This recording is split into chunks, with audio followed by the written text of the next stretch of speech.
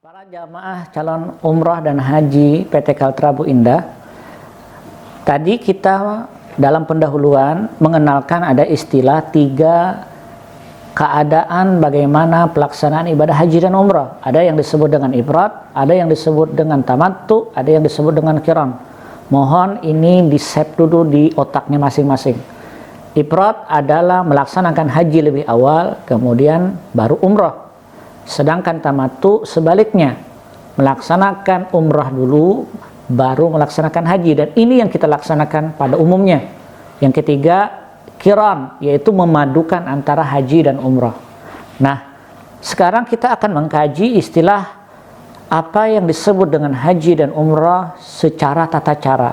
Namun demikian, sebelum kita masuk ke dalam tata caranya, kita harus kenal dulu istilah-istilah yang populer di kalangan orang yang belajar manasik haji dan umrah. Ada 3 istilah di dalamnya. Ada rukun, ada wajib, dan sunat. Ini yang harus dipegang. Ibadah haji dan umrah masing-masing mempunyai rukun, wajib, dan sunnahnya. Apa itu rukun? Rukun adalah tidak bisa diganti atau diwakilkan kepada orang lain. Rukun jika ditinggalkan menyebabkan haji dan umrah itu tidak sah. Pertama, rukun dia harus dikerjakan. Kalau dia ditinggalkan maka tidak sah. Maka rukun terkait dengan kesahan. Rukun ditinggalkan tidak sah.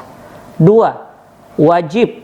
Wajib haji dan umrah boleh digantikan di antaranya. Dia bisa digantikan. Maka haji umrahnya jika ketinggalan wajibnya tetap sah, namun ada konsekuensi yang nanti bicara terhadap istilah dam haji. Artinya wajib haji jika tertinggal hajinya tetap sah, namun konsekuensinya membayar dam atau denda. Yang ketiga, istilah sunnat, pekerjaan yang memiliki keutamaan, maka itulah sunnah. Meninggalkan sunnat itu tidak apa-apa. Pelaksanaan sunat biasanya menggiring di setiap rukun dan wajibnya. Meski demikian, perkara sunat jika dinazarkan itu menjadi wajib.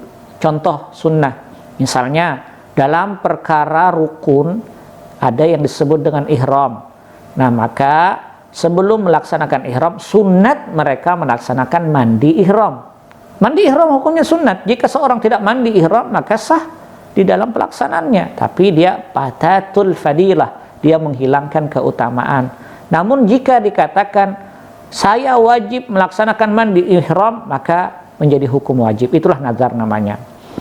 Nah, lalu kalau kita bicara terhadap haji dan umrah, berikut terpapar bagaimana syarat rukun wajibnya. Lihat pada slide berikut ini.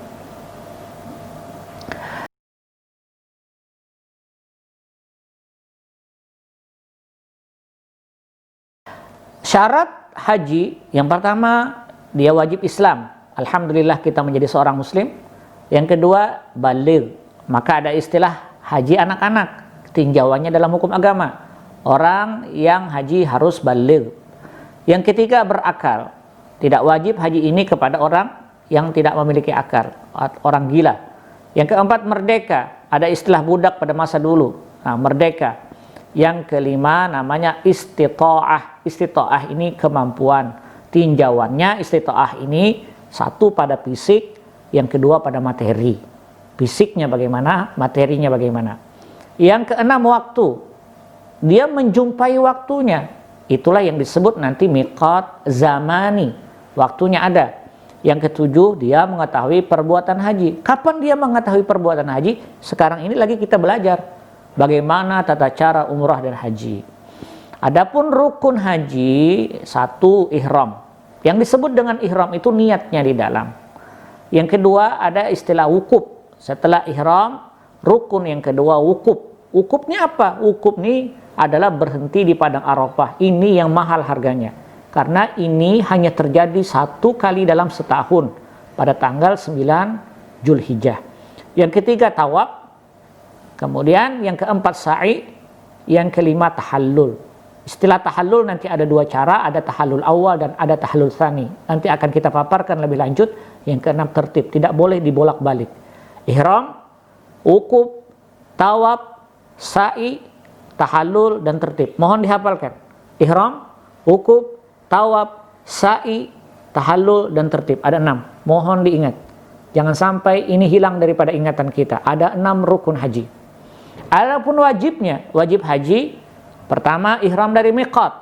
Miqat ini apa? Miqat ini adalah tempat starting orang melaksanakan ihramnya. Ketika orang dari Madinah menuju Mekah, maka ihramnya dia mulai dari yang disebut dengan Masjid Dzulhulaifah, atau yang masyhur di kalangan masyarakat namanya Bir Ali. Istilah kata, kalau orang masuk Banjarmasin dari wilayah Marabahan, dia harus ketemu dengan Kayu Tangi. Kalau orang masuk dari Plehari, dia harus ketemu dengan Pal 6. Maka checkpoint itu disebut dengan miqat. Ihram dari miqat. Yang kedua, ada mabit di Muzdalifah. Ada yang namanya bermalam di Muzdalifah. Yang ketiga, ada istilah yang namanya mabit di Mina. Ada mabit di Mina ini selama 3 malam nantinya. Dengan kategori, ada perbedaan antara mabit di Mina, ada mabit di Muzdalifah. Apa bedanya Pak Ustadz? Mabit di Muzdalifah yang penting Bapak Ibu ketemu tengah malam. Andai kata tengah malam itu posisinya jam 12, maka yang penting jamaah ketemu tengah malam. Ketemu tengah malam, lewat tengah malam boleh, sekalipun 1 detik. Ketemu di Muzdalifah, langsung dia menuju ke yang lain. Adapun mabit di Mina, itu bedanya dia wajib mendapatkan separuh malam. Kalau malam jumlahnya adalah selama 11 jam, maka dia wajib berada di Mina selama 6 jam. Ini perbedaan menurut mazhab Syafi'i, mabit di Mina dan mabit di Muzdalifah. Yang keempat, melontar Jamratul Aqabah. Ada satu lontaran yang hanya terkhusus pada lontaran itu, namanya Jamratul Aqabah atau Jamratul Kubra.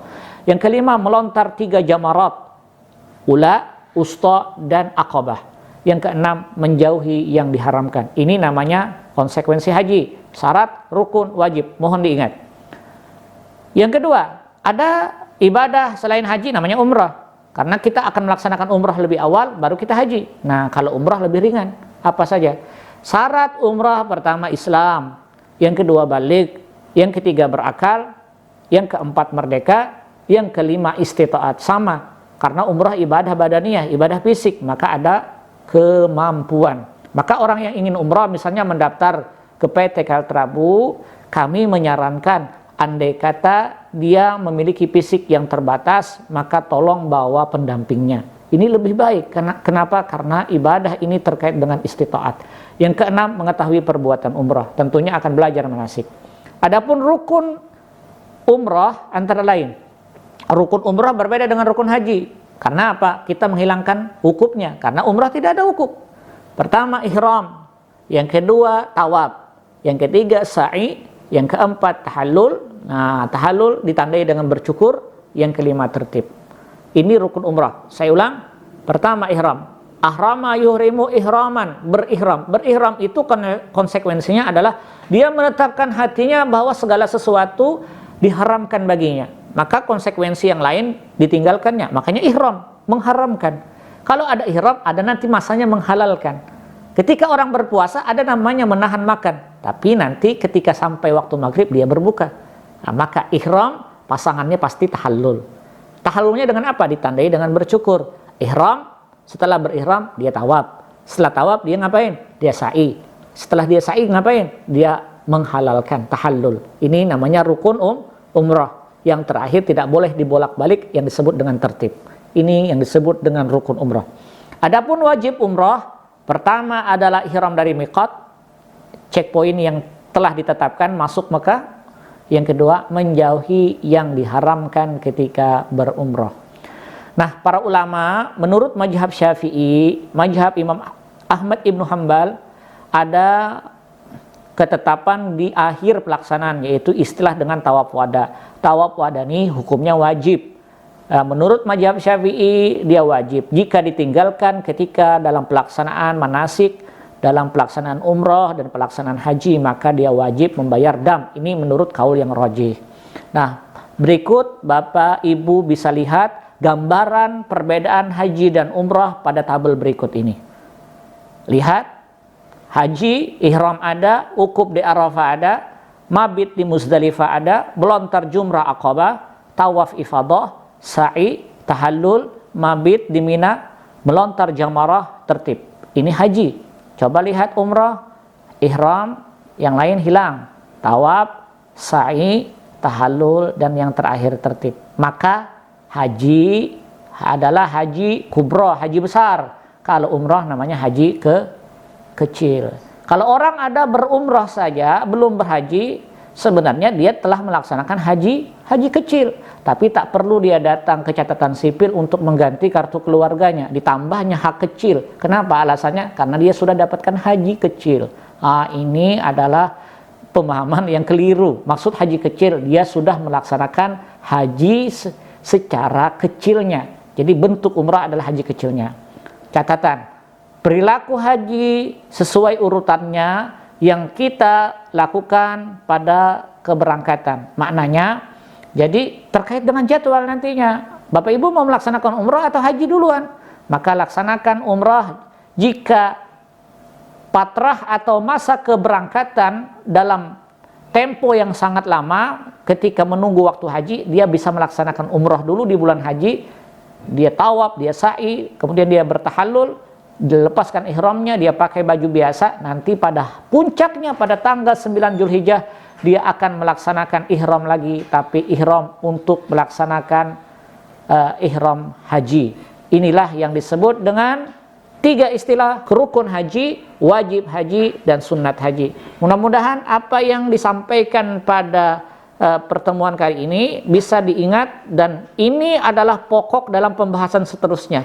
Karena bila mana seorang jamaah tidak mengerti dengan rukun, wajib, dan sunnahnya, maka akan susah untuk memahami penjelasan berikutnya.